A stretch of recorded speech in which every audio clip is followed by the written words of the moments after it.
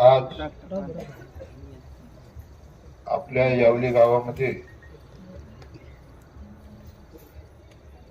धनगर समाजाचं एक समाज मंदिर, त्याचं भूमिपूजन झालं असं आज जाहीर करतो। या कार्यक्रमाला उपस्थित माझे बंधू विजयराजजी डोंगरे साहेब, माझे सहकारी मित्र सुनील दादा पाटील, दीपक पुजारी, दीपक गवळी आणि उद्या हो घातलेल्या जिल्हा परिषदेला आपल्या पोकरापूर गटातून उद्या जे उमेदवार आहेत ते म्हणजे आमचे नितीन निळ पैलवान। आता तुम्हाला आम्ही पैलवान दिलेला जेडपी सदस्य, कुठेही कुस्ती खेळायला सांगा खेळणार।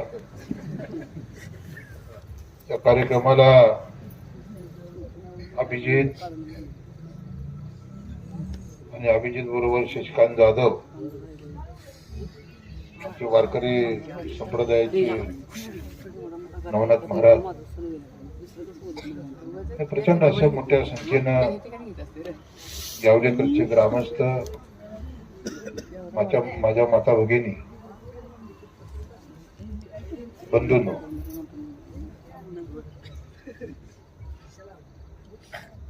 मी आमदार व्हायच्या अगोदर दादा जर आपल्याला तिकीट मिळेल आपण आमदार होईल हे सगळं पंढरपूरच्या पांडुरंगाच्या चरणी आम्ही सोडलो होतो। पण गेली 35 वर्षाचे आपण चळवळीतनं आलेला कार्यकर्ता आपल्याकडे एखादा समस्या घेऊन आल्यानंतर ना त्या समस्येला न्याय देण्याचं काम प्रामाणिकपणे आपण केलं पाहिजे।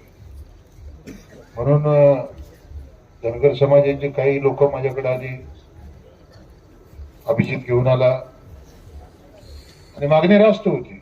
मी आता तिथे जाऊन आलो, यावलेत यायच्या अगोदर मी पहिलं बिरोबाच्या मंदिरामध्ये जाऊन बिरोबाचं दर्शन घेतलं आणि तिथे देवदेव वर्षातनं 3 वेळा होता, 2 गोडाचे आणि 1 तिखटाचा, अशी तिथे पुजारी मला सांगत होते। आणि मोठ्या प्रमाणामध्ये लोक येतात आणि मग त्यांना बसण्यासाठी एक पत्रा शेडची गरज होती। बऱ्याच वेळेला यांना नादी लावलं होतं, खूप वेळेला धनगर समाजाच्या भावनेशी खेळण्याचं काम झालं, पण त्यांना काही ते शेड बांधायचं काम काही करून दिले नाही। मग त्याच्यानंतर मला अभिजितने सांगितल्यानंतर मी धनगर समाजांना जे काही 15-20 लोक आपली आली होती त्यांना सांगितलं ताबडतोब तुमचं पत्रा शेडचं काम मी करून देतो आणि खर्चातून 2,51,000 रुपये आपण तिथे खर्च करून पत्रा शेड बांधून दिले की जेणेकरून ऊन वारा पाऊस आला आणि तिथे कार्यक्रम असेल तर आपल्या लोकांना तिथे जेवताना त्रास नाही झाला।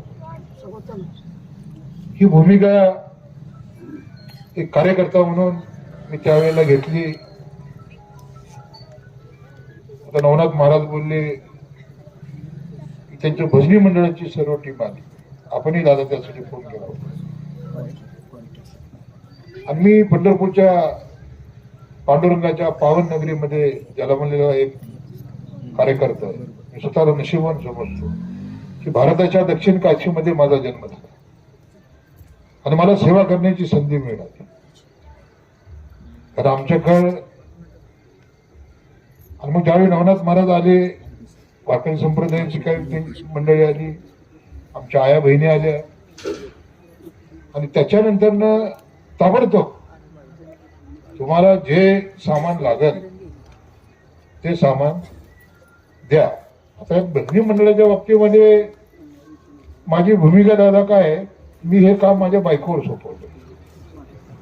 आपल्या मतदारसंघातलं कुठलंही भजनी मंडळ आलं की त्यांना घेऊन जा, त्यांना बोर्ड दाखवल, ते एक नंबर क्वालिटीचे साहित्य त्यांना घेऊन दे. कारण आपल्या पाठीमागे पळापळ असते, त्यामुळे ते दुकानात कुठे खरेदी करायला आपण जात नाही. आणि मग माझ्या मिसेसने त्यांना सर्व नवनाथ महाराजांना, त्यांचे सर्व आलेले वारकरी संप्रदायाच्या लोकांना तब्बल 1 लाख रुपयाचं भजनी मंडळाचं साहित्य घेऊन दे. बांधवानं पैसा सगळ्याकडे आहे. पैसा टाटाकडे आहे, बिर्लाकडे आहे, अंबानीकडे आहे, अदानीकडे आहे. साखर कारखाने आहेत, सूतगिरणी आहेत, दारूच्या फॅक्टरी आहेत, शाळा कॉलेज आहे, सगळे आहे. पण तुमची दानत नाही, तुमची घ्यायची दानत आहे. हा, घ्यायची दानत आहे. आमच्याकडे तशा पद्धत नाहीये. लक्षात ठेवा, आमच्याकडे कारखाना नाही, आमच्याकडे सूतगिरणी नाही, आमच्याकडे दारूच्या फॅक्टऱ्या नाहीत, आमच्याकडे बँक नाही, शाळा नाही, कॉलेज नाही. दादा माझ्याकडे पिठाची चक्की सुद्धा नाही, पण दानत आहे आमची. मी 2 मुलीचा बाप आहे. लक्षात ठेवा, मी माझ्या पत्नीला नेहमी सांगितलं, या जगाचा निरोप ज्या वेळेला आपण घेऊ, त्यावेळेला आपली किती जमीन आहे, वडलोपरची तर आपल्याकडे गुंठाभर नव्हती दादा. तर स्वकर्तृत्वातून आपली जमीन आज 15 एकर आहे. त्यात 5-50 मसर आहे ती माझ्याकडे. आणि जगण्यासाठी आपल्याला काय लागतं दोघांना, ते बघ काय लागतं जगण्यासाठी. 2 मुली आपल्या घरी लग्न करून निघून जातात. मग आपल्या दोघांना सकाळी 1 भाकरी, 2 भाकरी, संध्याकाळी 1-2 भाकरी. मग हे आपल्याला कशासाठी पाहिजे पैसा, कशासाठी पाहिजे संपत्ती. आणि ह्या जगाचा निरोप घेऊन ज्या वेळेला आपण वर जाणार, आईच्या उदरातने ज्या वेळेला आपला जन्म होतो, त्यावेळेला आपण कपडे काहीच नसतात आपल्या अंगावरती. आपण नंगा आईच्या पोटी जन्माला, बाळ म्हणून जन्माला येतो. आणि ज्यावेळेला आपण जातो, त्यावेळेला सुद्धा आपल्या अंगावरच्या सगळ्या अंगठ्या बिंगट्या, सगळ्या लाकडी चैनी पेनी सगळं काढून, कपडे, सूट बीट, सफारी बिपारी, जुडेदार पिढेदार, काय काय काय ठेवते, काय ना ते सगळं काढून मग आपल्याला सरणावर ठेवते. आता ह्यात काय, ज्याच्याकडे ज्यादा पैसा आहे त्याला चंदनात जाते, आणि आपण लिंबाच्या लाकडावर. पण कार्यक्रम करेक्ट आहे. मग कारखाना हितात, काटा मारलेलं हितात, दारूच्या फॅक्टऱ्या, नक्षत्र विचित्र विचित्र सगळं हितात. मग कशासाठी केलंय, कशासाठी हा हट्ट. तुमचा 100 कोटीचा बंगला हितच, हा चर्मन निवास हितच, सोलापूरला घेतलेलं 5 स्टार हॉटेल हितच. मग एवढं सगळं या लोकांचा आत्मा मारून 40-50 वर्षात तुम्ही काय मिळवलं. आणि म्हणून दादा, आयुष्यामध्ये ज्या वेळेला आपण जाऊ, त्यावेळी सकाळी झोपेत कुठला आमदार आहे मला सांगा. 288 आमदार आहेत विधानसभेत. कोणचा आमदार आहे सांगा की जो गोठ्यात झोपतो. कोणचा आमदार आहे सांगा. तुम्ही नशिबान आहे की तुमचा आमदार जनावरांच्या गोठ्यात झोपतो. सकाळी कधी मी उठलं की पहिले मी माझ्या त्या गायचं दर्शन घेत होता. खिलार गाय आहे, गिर गाय आहे. झोपेत न उठलं पहिलं माझ्या जनावरांचं दर्शन घेतो, मग माझी दिनकर चालू होती. कोण येईल त्याला दादा भेटतो, आंघोळीच्या अगोदर मी भेटतो. उठलं कोण आलं, जे येईल त्याचं काम मार्गी लावतो. आणि लोकांनी आपल्यावर प्रेम केलं. आज मनोहर भाऊ असतील, विजयदादा असतील, हे माझे सर्व सहकारी, ही सगळी टीम जेवढी आज माझ्या बरोबर व्यासपीठावर बसलेली, पायाला भिंगरी लावून हा माणूस विधानसभेमध्ये निवडून गेला पाहिजे, आपला हक्काचा आमदार आला पाहिजे. या उदात्त भावनेतून सगळ्यांनी मिळून कष्ट केले. आणि सगळ्याचे कष्ट माझी दानत, माझा त्याच्यावर पूर्ण विश्वास आहे. तुमची नियत साफ, तुम्हाला पंढरपूरला पांडुरंग काय परमेश्वर कमी करत नाही. काय महाराज काय माझ्याकडे महाराज काय नव्हतं, माझा बाप टांगा चालवायचा, एक टांगवायला जमवलं. दादा माझी आई दादाच्या गावचे शेतपंच. परंतु तुमचं कर्म चांगलं असली, तुमची नियत चांगली असली, तुमची दानत चांगली असली तर देव तुम्हाला काही कमी पडू देतो. म्हणून महाराज मी नेहमी जे आहे ते देतो. आमच्याकडे आजारपणासाठी येतात त्यांना मदत करतो, गरीब लग्नासाठी येतात त्यांना मदत करतो. आम्ही दोघंही नवरा बायको जेवढे अर्ज येतात. दादा सकाळी मी आंघोळ केलं की बायको पहिल्यांदा माझ्यापेक्षा जास्त काळजी माझ्या बायकोला असते. दीपकराव ते आपल्याकडे हार झाले ती विषय पहिलं संपवा आणि मग तुम्ही बाहेर जावा. मग त्याच्यावरती मी ते लिहितो, जे काय 10,000 15,000 20,000 25,000 त्या पद्धतीने लिहितो. लय सिरियस पेशंट आणि मग ती काय 5-10 असतील, 5 असतील, 2 असतील, 15 असतील, त्या सगळ्यांची पाकिट तयार करून ते आलेल्या आपल्या गरीब परिवाराला पोच करायचं की तुझ्या आजारपणाला ही रक्कम पोचली पाहिजे, तुझ्या मुलीच्या लग्नाला ही रक्कम पोचली पाहिजे. आणि त्यांचे आशीर्वाद माझ्या 2 लेकराला लागतो.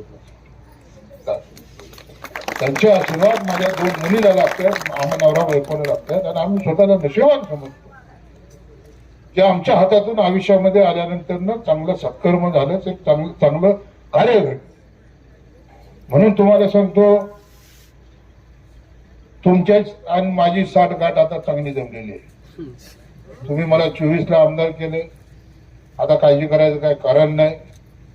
यांनी किती उड्या मारू द्या, यांनी शेकाप मध्ये उड्या मारल्या, नंतर काँग्रेसमध्ये गेले, काँग्रेसमधनं मोठ्या पवार साहेबाकडे गेले राष्ट्रवादी, नंतर पवार साहेबाला सोडून अजितदादाच्या राष्ट्रवादीत गेले, आता अजितदादाच्या राष्ट्रवादीला सोडून कमळाबाईकडे गेले. आता नगरपालिकेचा निकाल लागला तुम्ही बघितलं, हा कसा दणका दिला हाबडा बघितला ना तुम्ही, दिला नाही हाबडा, विधानसभेचा हाबडा. तरी आपले दादा काही सहकारी वेगळे वेगळे लढले. अरे मी म्हणत होतो सगळे एकत्र या रे बाबा. शेवटी आता आमदार म्हणून माझी प्रतिष्ठा पणाला लागली.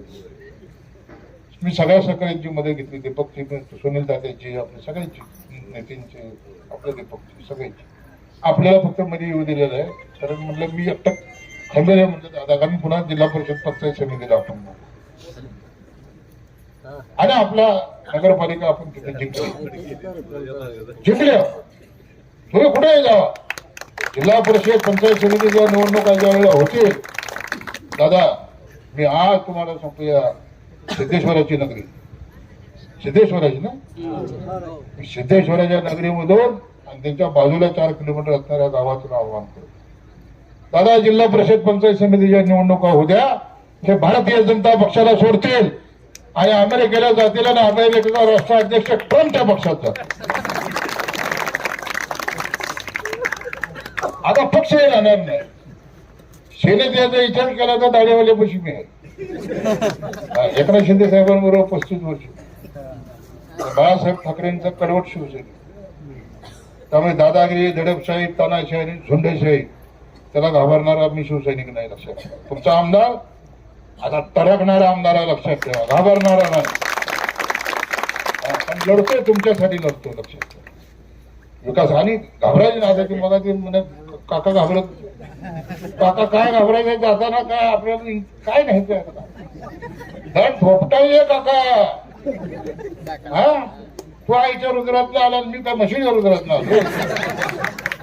आणि यही हो की जंग, यही होगा मैदान, और मैदान मारेंगे हम. ताकद आपली लक्षात ठेवली पाहिजे, लक्षात ठेवा.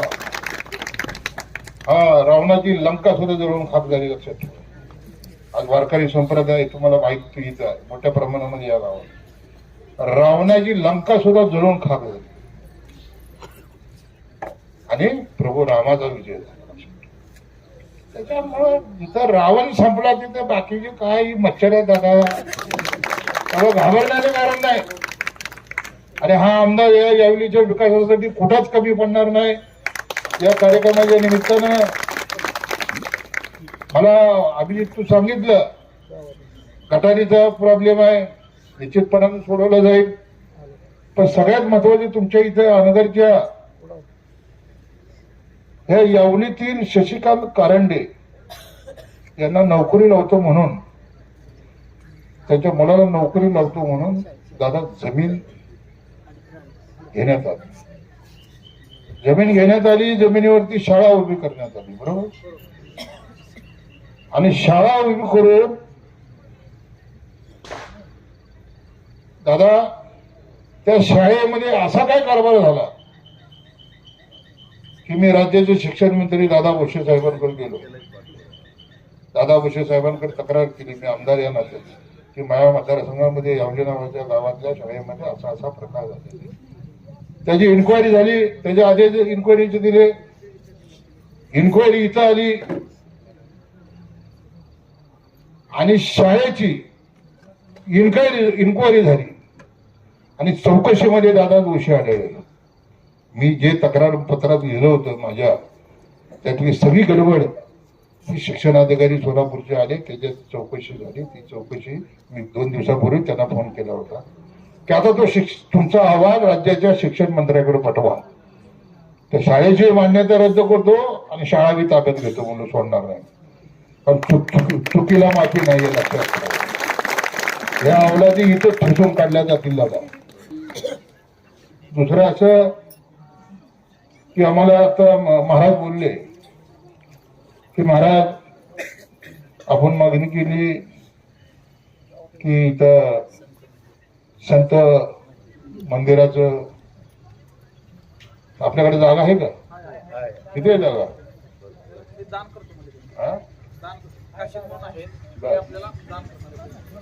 बर, जमीन तुम्ही काय असेल ते 8-15 दिवसात या महिन्याभरात दानपत्र करा. माझ्या आमदार फंडातून 10 लाख रुपये ताबडतोब आजच मंजूर केले. आपल्या वारकरी संप्रदायासाठी तिथं भजनी होतील. वर्षभरामध्ये बघा, पंढरपूरची दक्षिण काशी आपली पंढरी नगरी. लोक पंढरपूरला आल्यानंतर मरण मागतात दादा, की मला मरण ह्या पांडुरंगाच्या दारामध्ये यावं आणि त्या पंढरी नगरीचं आपण सुपुत्र आपल्या आयुष्यात, आपल्या हातून आयुष्यात काहीतरी चांगलं घडावं. म्हणून तुम्ही जागेची व्यवस्था करा महाराज ताबडतोब. मी तर आज आत्ताच जाहीर केलं की 10 लाख रुपये त्या मंदिराला, आपल्या मंदिरासाठी माझ्या आमदार फंडातून मंजूर केले असं जाहीर करतो. तुम्ही माझ्याकडून पत्र घेऊन जावा. त्याचंही भूमिपूजन होऊन लवकरात लवकर 4 महिन्यात 5 महिन्यामध्ये आपली समाज मंदिर मोठं उभं राहील, ज्यात वारकरी संप्रदाय आपला कीर्तन भजन सर्व काही करेल. हा, दुसरं असं अण्णाभाऊसाठी नगरची मागणी, हा इंदिरानगरची ना दिली, माहिती पत्र दिले, हा ती ताबडतोब मार्गी लावली जाईल. पण दादा सगळ्यात एक महत्वाची गोष्ट आता मी बघितली, ज्या बिरोबाच्या मंदिराला मी भेट दिली, त्या बिरोबाच्या मंदिराला भेट दिल्यानंतर तिथं आपण 2.5 लाख रुपये माझ्या स्वखर्चातून पत्राशेर दिलं. पण तिथं त्या मंदिरामध्ये रात्रीला कोण मुक्कामला नसतं, तर मग संध्याकाळी काही जनावरं तिथं नाचधूस करतात. एक मंदिराचं पावित्र्य कुठंतरी खराब होऊन जातं, घाण होऊन जातं. म्हणून येणाऱ्या काळामध्ये आपण त्या बिरोबा मंदिराला एक वॉल कंपाऊंड, सुंदर असं वॉल कंपाऊंड आणि त्याच्या आतमध्ये झाडी लावून त्याला एक गेट आपण मारू, जेणेकरून आपलं धार्मिक कार्य आपल्या धनगर समाजाचं जर तो गेला तिथं तर तो रात्री सुद्धा मुक्कामला थांबला पाहिजे. हा, त्याला असं समाधान वाटलं पाहिजे दादा, जसा आमदार तुमचा गायच्या गोट्यात झोपतो, हा तसा त्याला तिथे मंदिरात गेल्यानंतर वाटलं पाहिजे घरी एक किरकिर आहे, मी आता इथे बिरोबाच्या मंदिरातच झोपतो. हा, म्हणून त्या नाही, मी माझ्या म्हणण्याचा उद्देश काय, बाबा घरात भांडण केली म्हणून जाऊन झोपा आशातला भाग. कारण धनगर समाज हा फार प्रेमळ धनगर समाज आहे. आमचा वारकरी समाजामध्ये जातीपाती धर्माला अजिबात किंमत नाही दादा. माझ्याकडे पंढरपूरला तुम्ही आषाढीला या, माझ्या घरी महाराज कमीत कमी 2000 वारकरी असतात. किती? हा, माझ्याकडे 2000 वारकरी असतात. आणि त्या पूर्ण वारीमध्ये माझ्या घरी कीर्तन भजन हे चालू असतं. संध्याकाळी आम्ही त्या पंक्ती बरोबर जेवायला बसतो. आणि महाराज टोटल आल्यापासून वारकरी जाऊच तर आम्ही नवरा बायको कुठेही कमी पडत नाही. माझी बायको 15 दिवस अगोदर कामाला लागते. ती वारकरी आपल्या तो 22 दिवस पायी चालून आपल्या घरी येतो. त्या 22 दिवसामध्ये त्याची धूळ पायाची आपल्या दाराला लागावी इतकं आम्ही स्वतः नशीबवान समजतो वारकरी संप्रदाय आल्यानंतर.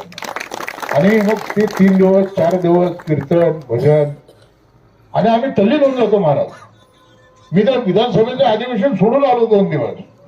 हे अधिवेशन तिकडे जाऊया म्हणलं. अधिवेशन 4 आठवड्याचं दादा अधिवेशन होतं. पण वारी चुकली नाही पाहिजे आपली.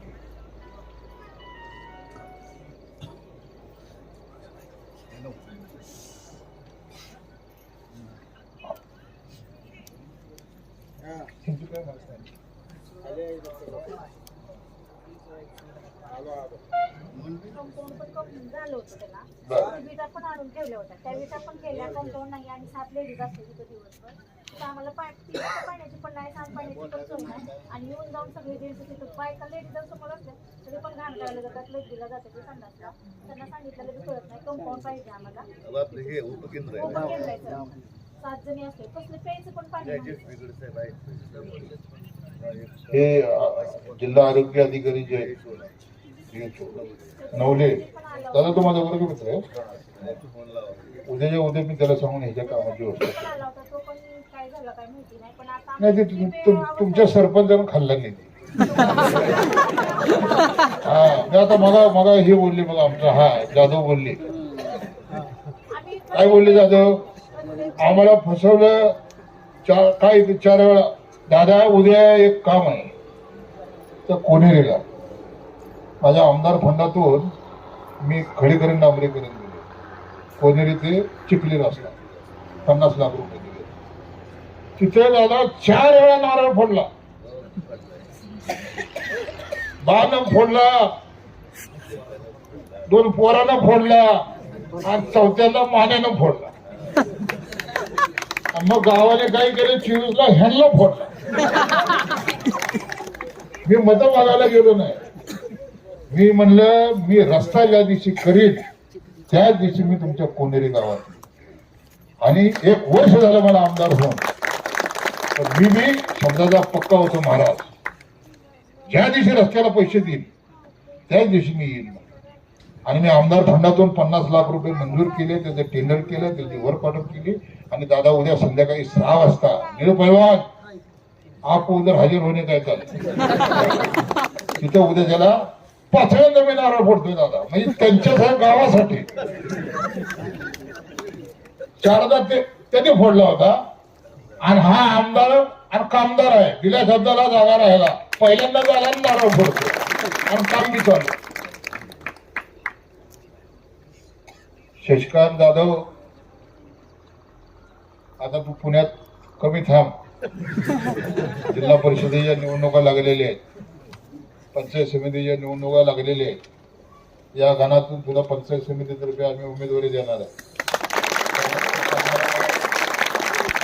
तुझ्या जोडीला नितीन परवान आहे, नितीन नेळ हे जिल्हा परिषदेचे आपले उमेदवार.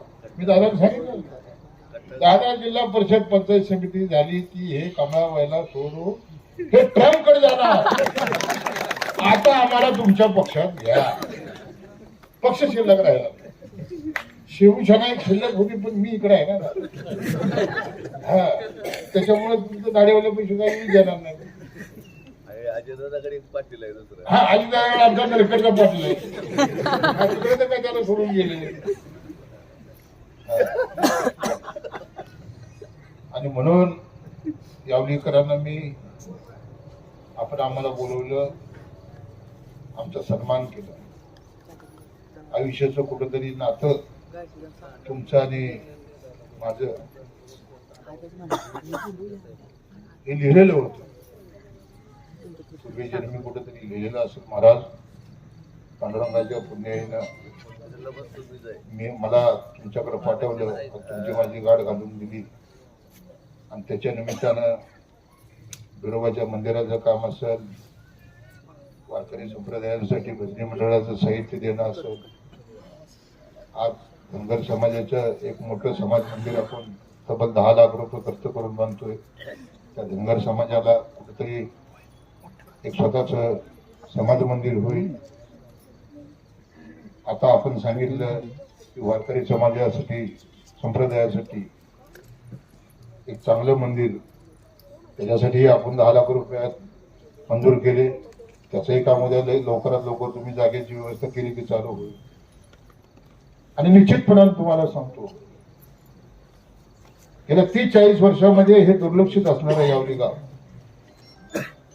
या गावाचा चेहरा मोहरा बदलण्याचं काम दादा, या गावाचा चेहरा मोहरा बदलण्याचं काम आमदार म्हणून राजू खरे केल्याशिवाय तुम्ही अर्ध्या रात्रीचा हाक मारा. मी आलो की माझ्या मागे पंढरपूरच्या पांडुरंगा आहे, पांडुरंगाचा आशीर्वाद झाला तर मग घाबरण्याचं कुठलंही कारण नाही. आणि मी कधी कुणाला घाबरत नाही. तुम्ही माहिती घ्या माझी, कारण काय आयुष्यामध्ये मी मला त्या पलवारला सांगितलं सभी को वहां जाना है. त्यामुळे कार्य केले की कार्य करायचं, घाबरायचं नाही. आणि बांधवांनो आणि माझ्या या आया मावशींना मी विनंती करतो की जिल्हा परिषद पंचायत समितीच्या निवडणुकांना कुठल्याही क्षणी आता जाहीर होते. जसं आमदाराला घरी बसवलं, सरपंचाला घरी बसवलं, तसं आता आपल्याला 2 माणसं निवडून द्यायची. हा खरं नवीन सगळं होणार ना. आता सांगितलं तुम्हाला, मी आमदार आहे, आमदार तुमचं झाला हो, सरपंच काय आता. लोक कशात जायचे तिकडे, हा आमदार होता आणि त्यांचा आमदार 31,000 तुम्ही पाडला की, 1-2 लोकांना पाडला होय दादा. हा 31,000 चारी मुंड्याची इंदापूरचं पार्सल आपण इंदापूरला पाठवलं. आमदार तुमचा झाल्यानंतर ह्या तालुक्याचा विकास कसा होणार नाही? 100% विकास होणार. विकासापासून हा मोहोळ तालुका वंचित राहणार नाही दादा. मी रात्री सुद्धा झोपताना दादा हा विचार करतो की आपल्या काळामध्ये आपण 100 पानंद रस्ते दिले, त्यातले 2 मी यावलीला पानंद रस्ते दिले. जवळजवळ 48 लाख रुपये आपण गेल्या महिन्यात यावलीच्या रस्त्यासाठी दिले. अभिजित कुठे आहे? माझं कसं सांग, मी म्हटलं काय रस्ते लपून ठेवले.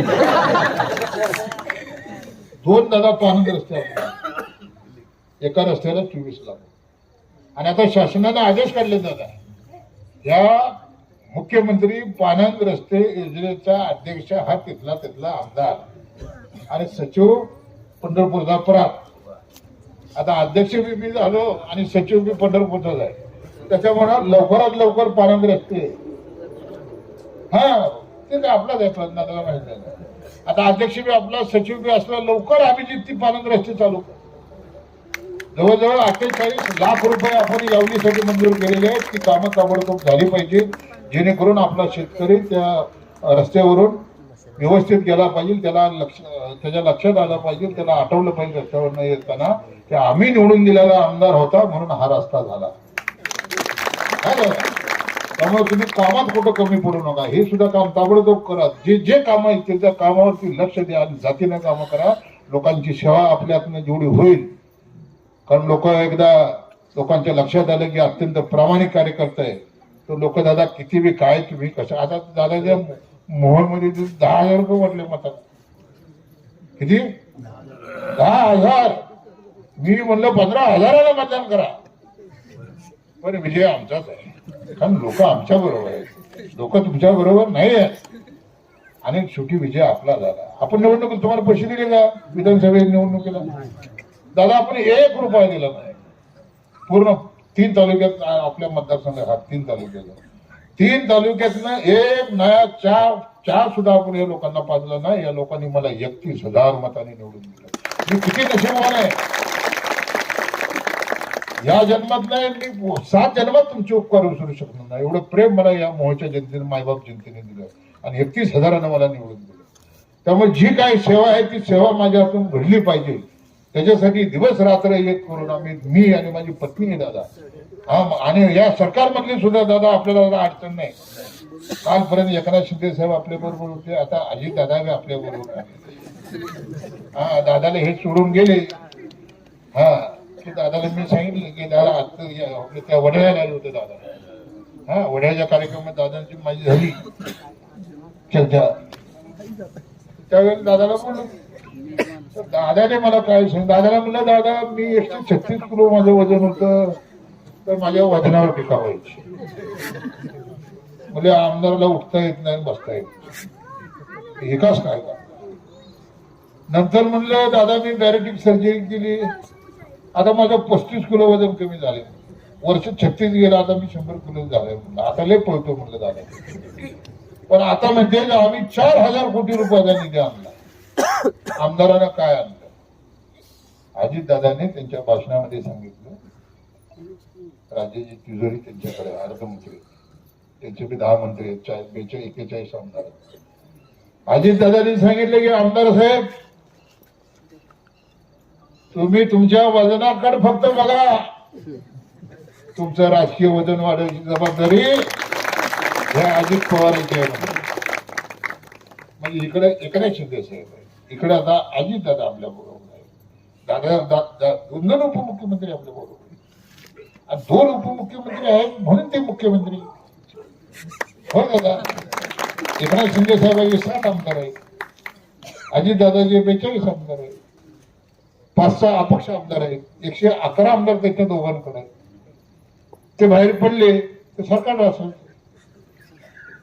मग मला तुम्ही सांगा, त्या दोघांचं मुख्यमंत्री ऐकणार का ह्यांचं ऐकणार?